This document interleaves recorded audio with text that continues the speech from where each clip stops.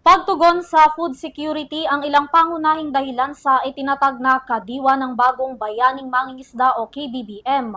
Pinagtibay yan sa tulong na rin ng Philippine Coast Guard at Bureau of Fisheries and Aquatic Resources o BFAR kung saan namahagi ng mga isda at gasolina sa mga mangingisda sa West Philippine Sea. Narito po ang aking report.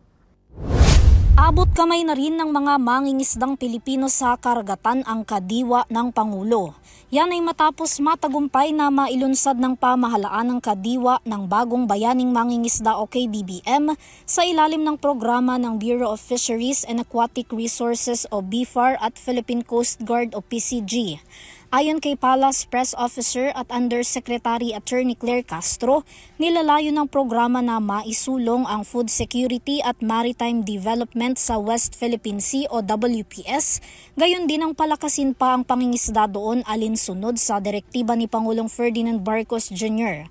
Sa unang biyahe pa lang daw ng MV Mamalakaya sa Baho de Masinloc, 20 tonelada na ng sariwang isda mula sa mga lokal na mangingisda ng bansa ang nabili mula sa higit 100 fishermen. Para matiyak ang naturang operasyon, kasama na bumiyahe ng MV Mamalakaya ang BRP Gabriela Silang at isang PCG aircraft.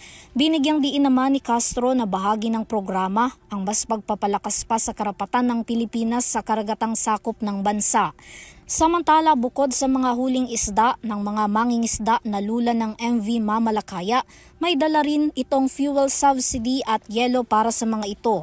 Hanggang 2028 naman target na maipatupad ang KBBM kasabay ng pagtatapos ng termino ni Pangulong Ferdinand Marcos Jr. Para sa EuroTV News, Vanessa Cleofa sumasaludo sa bawat Pilipino.